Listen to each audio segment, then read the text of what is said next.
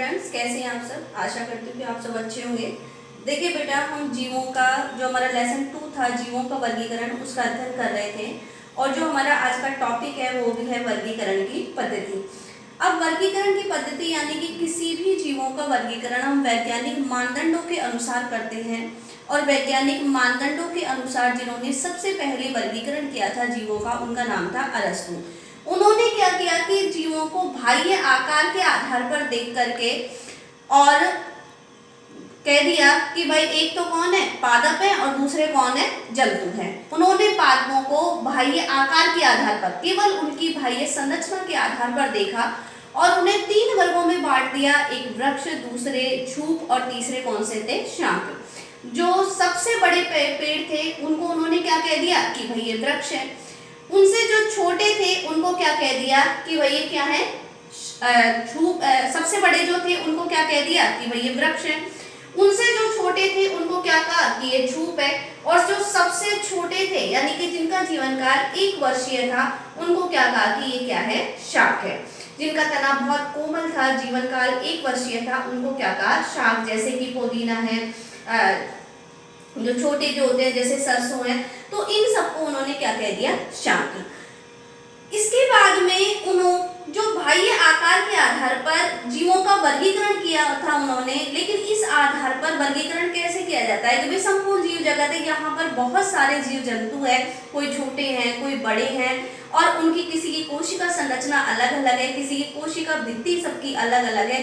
तो इस आधार पर किस तरीके से केवल पौधों को 3 वर्गों में ही वर्गीकृत किया जा सकता है। उन्होंने क्या किया कि भाई जो जंतु जगत थे उनको उन्होंने लाल रुधिर कणिकाओं की उपस्थिति के आधार पर बांट दिया कि वे जीव जिनके अंदर लाल रक्त समूह उपस्थित है उनको तो एनाइमा में रख दो, और जिनके अंदर नहीं है उनको इनैमा में रख दो। तो ऐसे थोड़ी हो सकता है कि भाई देखो बहुत सारे जीव हैं तो उनके अंदर ब्लड का रक्त लाल होता है, लेकिन सबकी संरचना कैसी है, अलग अलग है। तो जो अरस्तु का जो वर्गीकरण था उसको भी मान्यता प्राप्त नहीं हुई। इसके बाद में जो सेकंड आया वो था द्विजगत वर्गीकरण पद्धति। द्विजगत वर्गीकरण पद्धति जिन्होंने दी थी उनका नाम था कैरोलस लीनियस। कैरोलस लीनियस बहुत इंपॉर्टेंट वैज्ञानिक है। यहाँ पे इनके ऊपर बहुत सारे कॉम्पिटिशन में क्वेश्चंस आते हैं कि भाई द्विजगत प्रणाली के जनक कौन थे। तो द्विजगत प्रणाली के जनक कौन थे, कैरोलस लीनियस। इन्होंने अपनी एक बुक लिखी थी जिसका नाम था सिस्टेमा नेचर। कौन सी बुक लिखी थी, सिस्टेमा नेचर। और इस सिस्टेमा नेचर के अंतर्गत उन्होंने विभिन्न प्रकार के जीवों के बारे में विस्तृत वर्णन किया था, उनके बारे में हमें बताया था। तो सिस्टेमा नेचर के जो जनक थे वो भी कौन थे, कैरोलस लीनियस थे। तो जो कैरोलस लीनियस थे इन्होंने संपूर्ण जीव जगत को 2 जगतों में वर्गीकृत कर दिया। एक जगत रखा इन्होंने पादप जगत और दूसरा कौन सा रखा, जंतु जगत।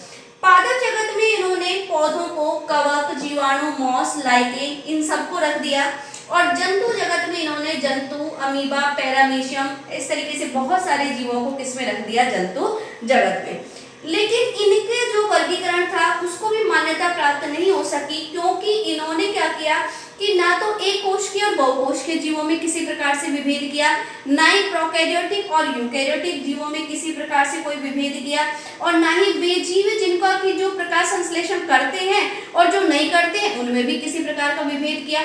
इन्होंने क्या किया कि जो सभी जीव थे उनको केवल भाई पौधा है, कवक है, जीवाणु है, जीवाणु एक कोशिकीय जीव है, कवक कैसा है, हरित लवक रहित जीव है, और पौधा क्या है जिसके अंदर हरित लवक पाया जाता है, क्लोरोफिल उपस्थित है, तो अपना भोजन कैसे बना रहा है, श्रम बना रहा है। कवक के अंदर क्लोरोफिल एब्सेंट है तो ये अपने भोजन के लिए किसी दूसरे जीव पर निर्भर है। जीवाणु एक कोशिकीय है, मॉस और लाइकेन है, ये भी है। तो इस तरीके से यानी कि इन्होंने जो वर्गीकरण किया, इस तरीके से हम सबको पादप जगत में कैसे रख सकते हैं, सबकी कोशिका संरचना अलग है, सबकी कोशिका भित्ति सबकी अलग अलग है, किसी की किसकी बनी हुई है, किसी की किसकी बनी हुई है, रासायनिक संगठन सबका अलग है। तो इस तरीके से हम सभी जीवों को पादप जगत में नहीं रख सकते। जंतु जगत में उन्होंने जंतुओं को रखा। अब जंतु जो वर्ग था वो बहुत श्रेष्ठ वर्ग था, बहुकोशिकीय वर्ग था। अमीबा और पैरामीशियम ये एक कोशिकीय जीव थे, तो बहुकोशिकीय जीवों के साथ किसको रख दिया, एक कोशिकीय जीवों को रख दिया। तो इनके जो वर्गीकरण था उसमें भी बहुत सारी कमियां होने के कारण इनके वर्गीकरण को भी दोषपूर्ण माना गया और उसको भी ज्यादा मान्यता प्राप्त नहीं हुई। तो द्विजगत वर्गीकरण पद्धति के बाद जो वर्गीकरण पद्धति। त्रिजगत वर्गीकरण पद्धति थी, इनका प्रतिपादन सन 1986 में एक वैज्ञानिक थे जिनका नाम अर्नेस्ट हैकल था। तो अर्नेस्ट हैकल ने संपूर्ण जीव जगत को 3 जगतों में बांटा। कितने जगतों में बांट दिया इन्होंने? 3 में।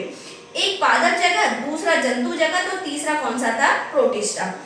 पादप जगत था, इसमें इन्होंने पादपों को रखा, बैक्टीरिया को रख दिया। जंतु जगत में इन्होंने जंतुओं को रखा और प्रोटिस्टा में इन्होंने क्या कर दिया कि शैवाल, कवक, प्रोटोजोआ, इन सबको किसमें रख दिया? प्रोटिस्टा में। इन्होंने कहा कि भाई एक कोश के जीवों के लिए अलग वर्ग बना देते हैं, और वो कौन सा वर्ग बना दिया इन्होंने? प्रोटिस्टा। लेकिन जो एक कोश के जीव थे, इनकी भी कोशिका भित्ति की संरचना अलग थी, कोशिका संरचना अलग थी। कोई प्रोटीन संश्लेषण कर रहे थे, कोई प्रोटीन संश्लेषण नहीं कर रहे थे। तो इस आधार पे जो इनका द्वारा जो 3 जगतों में वर्गीकरण किया गया था संपूर्ण जीव जगत को, वो भी सटीक नहीं था। तो इनके जो वर्गीकरण था उसको भी ज्यादा मान्यता प्राप्त नहीं हुई। इसके बाद चतुर्जगत वर्गीकरण पद्धति आई। चतुर्जगत वर्गीकरण पद्धति देने वाले जो वैज्ञानिक थे उनका नाम था H.F. कॉपलैंड। क्या नाम था इनका? H.F. कॉपलैंड। और इन्होंने संपूर्ण जीव जगत को सन 1938 में 4 जगत में वर्गीकृत किया। एक मोनेरा, दूसरा प्रोटिस्टा, तीसरा प्लांटी और चौथा कौन सा है? एनिमेलिया। अब देखिए बेटा, हम नीचे से ऊपर चलते हैं। इन्होंने क्या किया कि एनिमेलिया में जितने भी जंतु थे सबको किस में रख दिया? एनिमेलिया में रख दिया। जितने भी पादप थे उनको कहां पर रख दिया? प्लांटी में रख दिया। प्रोटिस्टा में उन्होंने शैवाल और कवकों को रखा और मोनेरा में किसको रख दिया? एक कोशिकीय जीवों को, जैसे कि जीवाणु, माइकोप्लाज्मा और साइनोबैक्टीरिया। अब जो मोनेरा, प्लांटी और एनिमेलिया थे, ये 3 जगत तो सही थे कि भाई इन्होंने एक कोशिकीय जीवों को एक निश्चित वर्ग दे दिया, और वो वर्ग कौन सा था? मोनेरा था। प्लांटी में इन्होंने समस्त पादपों को रख दिया जो अपना भोजन कैसे बना रहे थे? स्टोम बना रहे थे। एनिमेलिया में उन्होंने संपूर्ण जंतुओं को रख दिया। लेकिन इन्होंने प्रोटिस्टा में किसको रख दिया? शैवाल और कवक को। किसको रख दिया? शैवाल और कवक को। और शैवाल जो होते हैं ये अपना भोजन श्रम बनाते हैं, क्योंकि इनके अंदर क्लोरोफिल क्या होता है? उपस्थित होता है। और कवक के अंदर क्लोरोफिल अनुपस्थित होने के कारण ये अपना भोजन के लिए किसी दूसरे जीव पर क्या रहते हैं? निर्भर रहते हैं। तो इस तरीके से इनके जो वर्गीकरण किया गया था उसमें भी जो प्रोटिस्टा वर्ग था उसमें कमियां होने के कारण इनका जो वर्गीकरण था उसको भी सही तरीके से मान्यता प्राप्त नहीं हुई। फिर एक और वैज्ञानिक आए जिनका नाम था आर.एच. व्हिटेकर। आर.एच. व्हिटेकर जो थे उन्होंने क्या किया बेटा कि पंचजगत वर्गीकरण पद्धति दी, और पंचजगत वर्गीकरण पद्धति में इन्होंने संपूर्ण जीव जगत को 5 जगतों में वर्गीकृत किया। कितने वर्गीकृत किया इन्होंने? 5 में। तो इनके द्वारा जो वर्गीकरण किया गया था वो वर्तमान टाइम तक भी मान्य है, एक सटीक वर्गीकरण किया था। इन्होंने संपूर्ण जीवों को एक निश्चित वर्ग के अंदर वर्गीकृत किया। तो उनके द्वारा जो किया गया वर्गीकरण था उसका हम नेक्स्ट वीडियो में क्या करेंगे? अध्ययन करेंगे।